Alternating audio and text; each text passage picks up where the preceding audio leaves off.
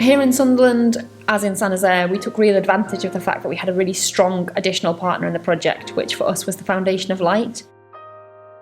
It was quite useful for us that during the time of this project's lifetime, it coincided with the opening of the Foundation's new Beacon of Light, which meant that they had amazing sporting facilities available to us to use for most of the project time.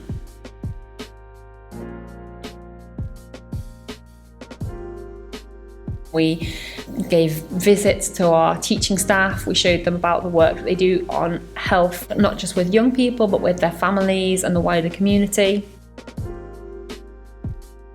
At the Foundation of Light, we're delighted to be working with Sunderland City Council, the Sunderland Schools and the British Council on this project. It's an excellent opportunity for us to work together and to develop and learn from international partners. Today we've run an event here at the Beacon of Light, which has brought together all of the 6 schools that are part of the Erasmus Project.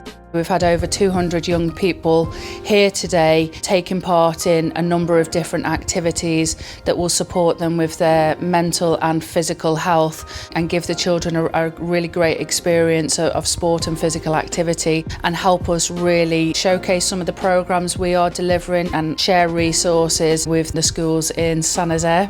So it's a bit of joint working really, and we've all got different ways of working, and I think it's great to be able to showcase those in this environment. Okay, there's lots of different things, lots of variety for you to take part in. Okay, all that we ask is that you try your hardest, but try and enjoy it, have fun. Okay? We were collecting data on the actual physical well-being and fitness of the young people involved in the project. We had benchmarking activities from beep tests and running to flexibility measures and stretches and long distance runs for endurance and stamina building. And we did those at the start of the project and then subsequently partway through and at the end to try and map the impacts that being involved in more activities was having on their health. We did workshops linking physical literacy to maths using the inflatable dartboard. They were able to add up and multiply and divide and subtract their scores, so that had the maths element. They used our speed cage, which calculated how fast they're kicking the ball. And we also did elements around dance and dodgeball. Again, very much around their physical health and showing them how to be more physically active as well. We had a range of workshops on, including education sessions on water and nutrition and healthy behaviours. In the workshops, we utilised resources from Northumbrian Water to try and educate the children on how important it is to have water as a refreshment drink rather than some of the other sports brands that are on the market. We also did a workshop on healthy eating around diet and nutrition and showing them how a healthy diet is made up, and they made their own healthy plates. They've been particularly looking at what makes a healthy meal and using the Eat Well guide, so thinking about the carbohydrates, the protein.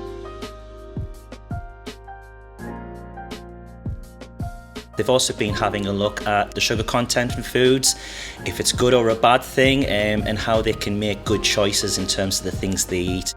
So, how many cubes of sugar do you think inside a milkshake? 10. Let's shout it out. How many do you think? 11. 12. I think they're getting a little bit of a shock because some of the things they eat generally every day, they didn't realise they had so much sugar in. So it's for them to think a little bit more about what they eat and thinking a bit more carefully about healthy eating, drinking lots of water and healthy lifestyles in full. The final workshop we did was around resilience and mental resilience, so trying to show the young people that they can do things and some of the barriers that need to overcome to have that mental resilience.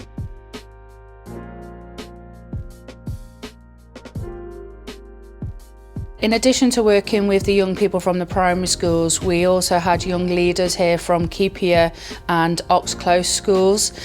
They're following a programme around young leadership, so this was an excellent opportunity for them to put that into practice in a very real situation.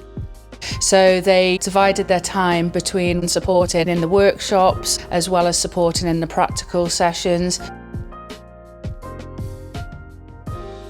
We are young leaders. In a day we've coached dodgeball and then also fitness, so we've had little groups to ourselves and we've just been coaching them.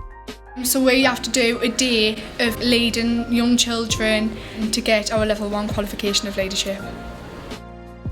It really is great to have young people involved in the project at that level. It gives the primary school pupils something to aspire to, but also it gives the young leaders a real opportunity to demonstrate their knowledge and what they've been learning as part of their programme with their teachers.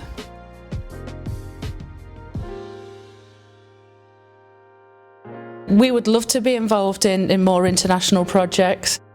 What we hope is for them to learn from the good practice that we've got, for them to share that with the schools in Saint-Nazaire, and equally for us to learn from the French schools and bring that good practice back to Sunderland and be a truly international partnership between Sunderland and Saint-Nazaire.